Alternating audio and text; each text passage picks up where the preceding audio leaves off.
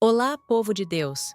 A passagem do Evangelho hoje nos desafia a entender o jejum não como uma obrigação ritualística, mas como uma expressão da nossa relação com Ele, do nosso desejo de estar mais próximos dele e da nossa capacidade de esperar pelo seu retorno glorioso.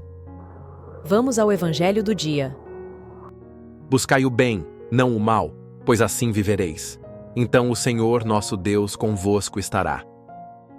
O Senhor esteja convosco. Ele está no meio de nós. Proclamação do Evangelho de Jesus Cristo, segundo Mateus. Glória a vós, Senhor. Naquele tempo, os discípulos de João aproximaram-se de Jesus e perguntaram: Por que razão nós e os fariseus praticamos jejuns, mas os teus discípulos não? Disse-lhes Jesus: Por acaso os amigos do noivo podem estar de luto enquanto o noivo está com eles? Dias virão em que o noivo será tirado do meio deles. Então sim, eles jejuarão. Palavra da salvação. Glória a vós, Senhor. Torne-se você também um evangelizador, se inscrevendo, comentando e deixando seu like. Isso aumenta o alcance do nosso canal. Quando jejuar?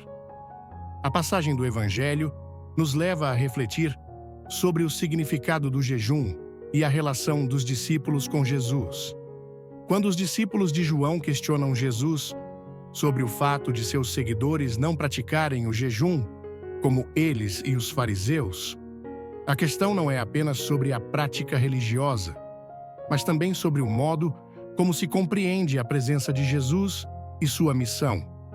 O jejum, na tradição judaica, era uma prática de penitência e de preparação para a vinda do Messias. Porém, Jesus apresenta uma nova perspectiva ao comparar sua presença com a de um noivo.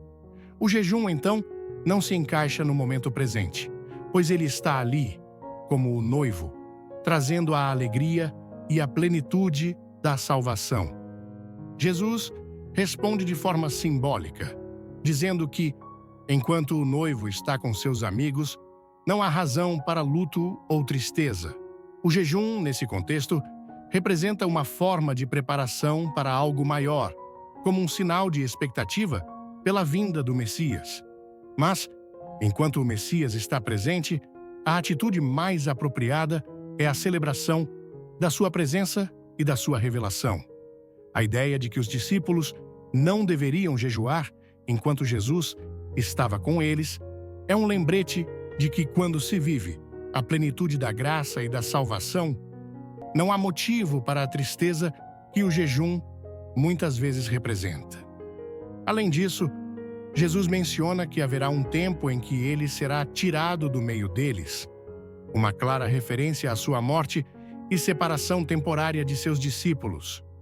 Esse momento de ausência será um tempo de luto, quando então o jejum será necessário, pois os discípulos sentirão sua falta e sua presença, que é a verdadeira razão para a alegria, e a vida deles estará ausente.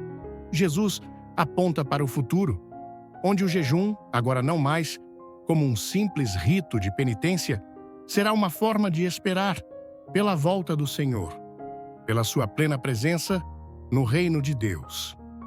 A reflexão sobre o jejum nos coloca diante da necessidade de entender a espiritualidade não apenas como uma série de práticas externas, mas como uma vivência profunda do relacionamento com Deus.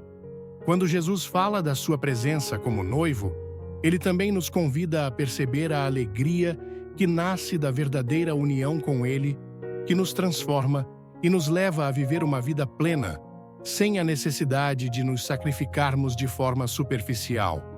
O jejum, então, não deve ser visto como um fardo, mas como uma preparação para a transformação e a maturidade espiritual que só o encontro com Cristo pode proporcionar. Por fim, esta passagem nos chama a viver com intensidade o presente, celebrando a presença de Cristo no meio de nós, ao mesmo tempo em que nos preparamos para o futuro, esperando pela sua volta.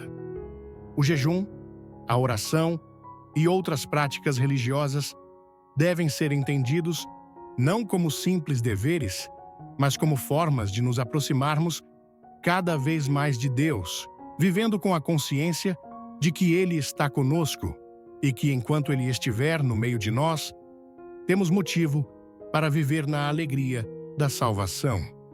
A verdadeira espiritualidade é aquela que se alimenta da presença do noivo, que nos traz a plenitude da vida. A paz de Cristo e o amor de Maria, tia Alessandra. E aí, povo de Deus, gostaram do Evangelho de hoje? Não esqueçam de se inscrever, curtir e comentar. Isso ajuda muito no crescimento do nosso canal.